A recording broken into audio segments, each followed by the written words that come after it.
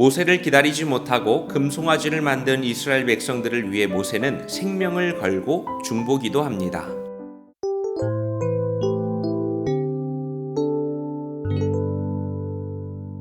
모세가 하나님의 부르심을 받고 시내산에 올라가 말씀을 받는 동안 이스라엘 백성들은 모세를 기다리지 못하고 큰 죄를 짓고 맙니다.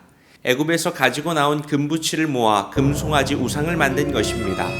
산 아래로 내려온 모세는 실로 눈뜨고 볼 수 없는 광경을 만납니다. 몹시 화가 난 모세는 하나님으로부터 받은 돌판을 던져 깨뜨리고 금송아지를 불살라 부수어 가루로 만듭니다. 그리고 그것을 물에 타서 온 백성에게 마시게 합니다. 또한 그 죄에 대한 벌로 3,000명가량이 죽임을 당합니다.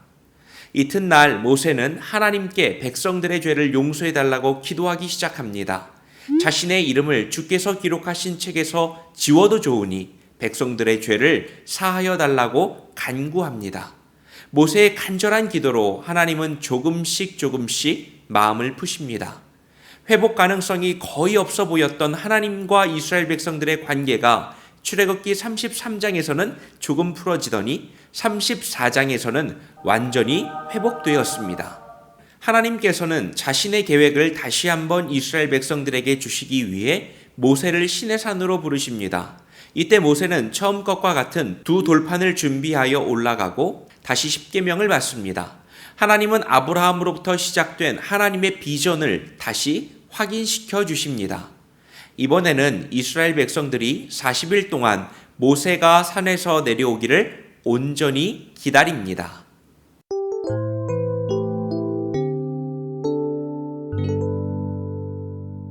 이스라엘 백성들은 모세가 내려오는 시간이 점점 늦어지자 끝내 기다리지 못하고 금송아지 우상을 만들었습니다.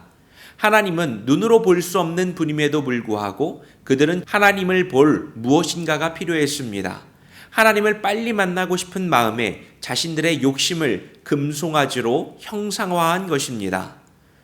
우리들도 신앙생활을 하다 보면 이런 유혹에 빠질 때가 많습니다. 우리는 당장 하나님의 음성을 듣고 싶어 합니다. 당장 하나님의 모습을 보고 싶어 합니다. 우리는 어떤 사인이나 눈에 보이는 표징을 통해서 확신을 얻고 싶어 합니다. 그래서 우리는 항상 무엇인가를 형상화하려고 하는 유혹에 빠지게 됩니다. 내 욕심을 투영해서 무엇인가를 만들고 그 가운데 안심하고 싶어 합니다. 그러나 하나님께서 우리들에게 요구하시는 것은 기다리는 것입니다. 기다린다는 것은 신뢰를 의미합니다.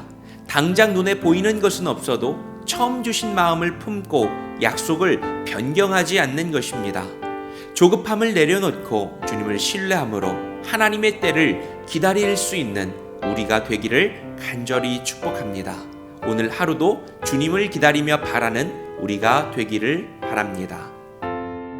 하나님, 때로는 주님의 약속이 더디 오는 것 같아서 우리도 우상을 만들고 싶은 유혹에 빠질 때가 있습니다. 주님을 온전히 신뢰함으로 하나님의 때를 기다리는 우리가 되게 하옵소서.